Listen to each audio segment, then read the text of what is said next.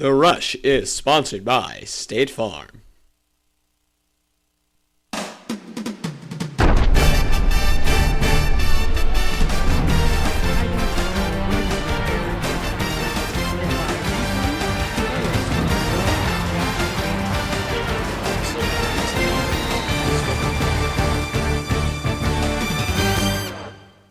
What is up, Glenwood, and welcome to this week's episode of The Rush. I'm Danny Fry, and we have football action against Lincoln.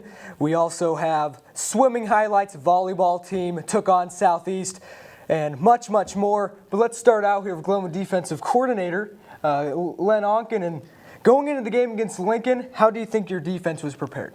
Well, I felt like we were, as far as what they were going to do to us and what we expected and anticipated, I thought we were pretty well prepared, to defend their best plays. We were trying to do some different things and trying to look ahead and trying to build on a package that was going to serve us throughout the season and particularly later in the season. And so really the focus on Lincoln wasn't necessarily on Lincoln as much as it was on Glenwood High School and our defensive ball club and trying to get ready to do the things that we need to do better. And the Titans offense was rolling as usual, so let's go and take a look at those highlights against the Lincoln Rail Splitters. Titans came out, they were pumped. Only one more home game after this in Week 7 against Lanphier. Started off, though, with a Connor Schmidt sack on Miles McAdams, linebacker, little guy, but he came in and performed well. And then that brought up 4th and 17, where Miles McAdams really has improved his long ball. Right there to Daniel Helm. He'll come down with anything, Coach. Yeah, I think, that's part of the thing, and that's part of the problem we run into. Defensively, we got to get people off the field. Our offense is so powerful and so potent that our best weapon is to get the other team off the field, get through 3, and get going. The Titans were without Donovan Hammonds. That led to a Josh Talley run at the 9-yard line, and they're seeing a little magnifying glass with Miles McAdams to the outside. That was a 9-yard touchdown run. It's 14-0. You're trying to get your guys motivated, and actually had a tough test here with this sweep they ran to number 22, Cody Heidbreder. Yeah, we were a little suspect on the edge. We didn't take some things on. We didn't play well as a team. Didn't communicate, so we got some cracks against us. And then right here, did you think Austin Cruz got in 4th and 5? No, Theosh has got the football. The ball was on the goal line, and the ball never crossed the goal line in his hand. Yeah, thought that was to be a fumble going back. But with Donovan Hammonds out, the two comes away out for Southeast as well. Tyler DeRozier stepped up. He had 2 touchdowns, one right there from about 40 yards out. And the Titan fans were into it at that point. It was 21-7. And Lincoln had an 8.5-minute drive that resulted in that 5-yard run by Cruz. And then Dylan Ambrose, his second pick of the year. How was he on defense? Dylan's coming on. He had a week off. He had an injury bothering him. His leg was bothering him a little bit. But he made a great drop here, spotted the receiver, located, and got to it. Went down to the 10, and that sets up this Tyler DeRozier rumble. Titans go on to win by the score of 63-14. Helm at 150 receiving yards, 3 touchdowns. DeRozier, 116 rushing yards, and 2 scores. And Coach Onken, specifically tonight against Southeast, they have a quarterback by the name of Herman Senor, but he's also their kicker, also plays defense. And how are you going to stop him? He pretty much does everything for this Southeast team. Well, it's a huge challenge for us. We're going to have to step up and do some things that we haven't done real well up to this point in the season. Once again, we're building and we're trying to build layers on top of our package to try to get prepared for big games that are going to happen later in the season. But Southeast presents a challenge, and they can be difficult for us. He can throw the ball. He can throw it deep. He has a great arm. He can throw the short pass. He can throw the under routes. We're going to have to be on top of our game both against the run and the pass. And so we're really, this week we focused a lot on making sure that we're staying active and communicating well. Okay, thanks, Coach, for coming on. And the Titans will travel to Southeast tonight at 7, hoping for a 5-0 start. Now moving on to soccer, this Tuesday the Titans soccer team took on the Lincoln Railers, and let's see how they performed. They ended up winning by a score of 6-0. Alex Johnson had 2 goals. Also, Luke Rechtenwolf a goal and assist. Brock Tober also added a goal and assist. Currently, the soccer team is preparing for the Titan Invite starting tonight with games at 5 and 7 o'clock, and they also play at 10 and 4 on Saturday. So now let's move on to volleyball. The team's lone senior Taylor Kopp suffered Achilles tendonitis and should be out until the postseason. Now the younger players need to step up and they show off their hard work in practice to make up for the lack of varsity experience. The Lady Titans battled Southeast last Tuesday in CSA play. Let's see how they did. Start out with a spike by Southeast number 3, Haley DeVoe, and that was able to get a point for Southeast. They were able to come out strong in the first half, but the Titans had a balanced attack to keep fighting. Now here, the Titans were able to win these up-close battles, and look at the spike there from Ellie Alexander. That is the Glenwood point, something they were able to do. Hannah Phillips serves long, eventually here is going to hit this one into the net. And those were mistakes that the Titans had in the first set that they were able to shake out. Now this one goes long in Southeast. Glenwood was forcing Southeast to make mistakes, and here into the net, careless mistake from Southeast, and the Titans win game 1 25-18. And again, Southeast with the ball, but it falls out, another costly mistake for the Spartans, and the Titans were pretty much able to run away with it.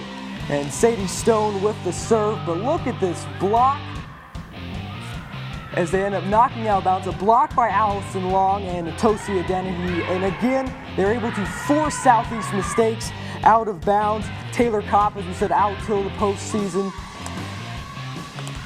And then served by Sadie Stone. Southeast, though, spikes it out of bounds. Titan fans were pleased with that.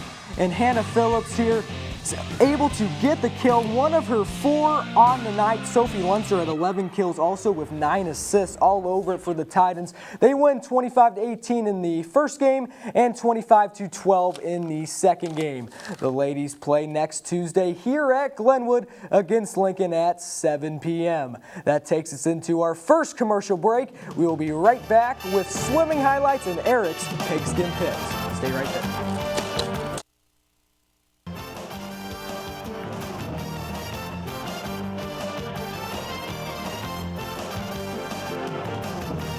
Kids, breakfast is ready.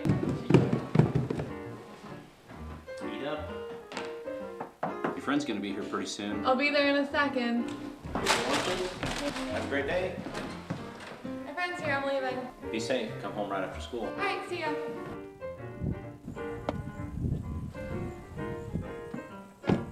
Wow, your dads are really looking out for you.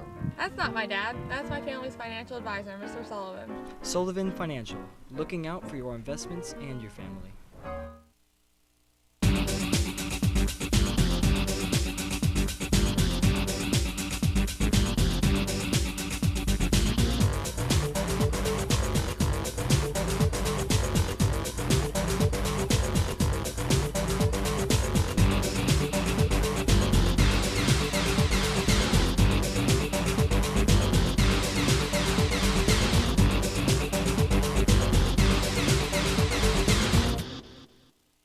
What do you think I should pay for my deductible? Do you think like $250, $500? Hi, what do you think? $500, $250? Collision, comprehensive? I don't even know what it means. Do you even know what that means? Is $1,000 deductible too high? Number 40. You know that place where lots of questions means nobody seems to know? I'm so there. If you like answers, get advice and savings from a State Farm agent. Call, click, or visit and switch. Like a good neighbor, State Farm is there. Call Steve Bedford in Chatham for personal service and discounts that you deserve. The Titans swimming and diving team has had sophomore Sarah Helm, yes, that's Daniel Helm's sister, absolutely step up by shattering school records. Sarah and her teammates took on Jacksonville Route this Monday at Eisenhower Pool. Let's go and take a look at these highlights. Glenwood taking on Jacksonville Route Catholic. Just start out with Maya Habibi in the girls 100 backstroke. She ended up with a time of 134.55. And now Yana Meadows in the girls 50 freestyle. And Meadows is going to end up with a time of 30.35 in the 50-yard freestyle. Just a sophomore for the Titans. and she was second overall in her heat. And now back to Maya Habibi in the 50-yard freestyle. She ended up third overall in her heat and had a time of 108.04. And now there's an underwater shot of Lana Lauer in the girls 200 individual medley. She was fourth overall in, and now we're going to move on to the breaststroke. And this is Sarah Helm, record-breaking 200-yard freestyle.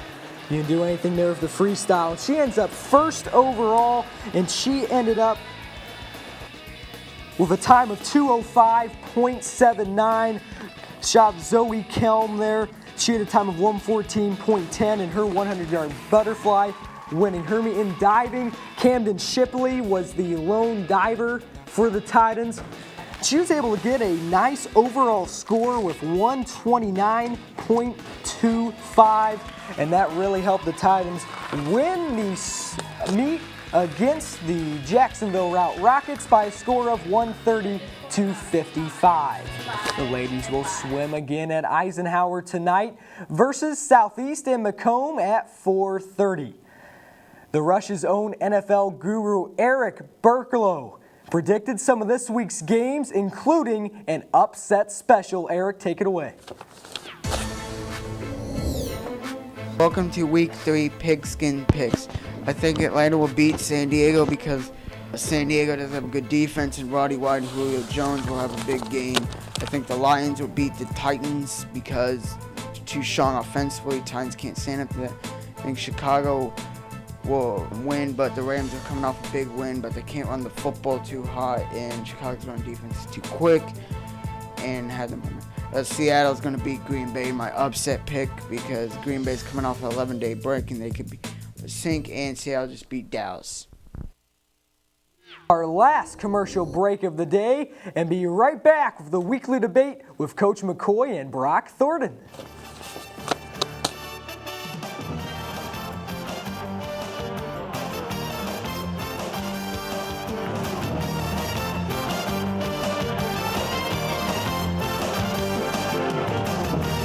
Kids, the breakfast is ready. Eat up. Your friend's gonna be here pretty soon. I'll be there in a second. Have a great day. My friend's here, I'm leaving. Be safe. Come home right after school. All right, see ya.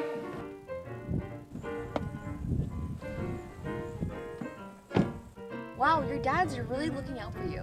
That's not my dad. That's my family's financial advisor, Mr. Sullivan. Sullivan Financial, looking out for your investments and your family.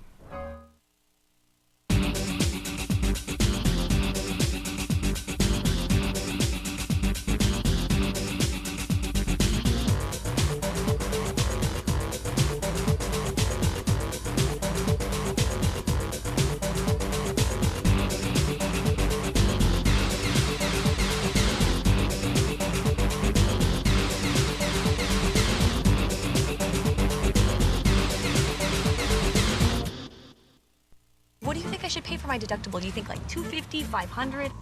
Hi, what do you think? $500, $250? Collision? Comprehensive? I don't even know what it means. Do you even know what that means? Is $1,000 deductible too high? Number 40. You know that place where lots of questions means nobody seems to know? I'm so there. If you like answers, get advice and savings from a State Farm agent. Call, click, or visit and switch. Like a good neighbor, State Farm is there. Call Steve Bedford in Chatham for personal service and discounts that you deserve. I'm there. When life changes, State Farm is there to help you plan ahead and protect what matters most. Talk to an agent today. Like a good neighbor, State Farm is there. Call Steve Bedford in Chatham for personal service and discounts that you deserve.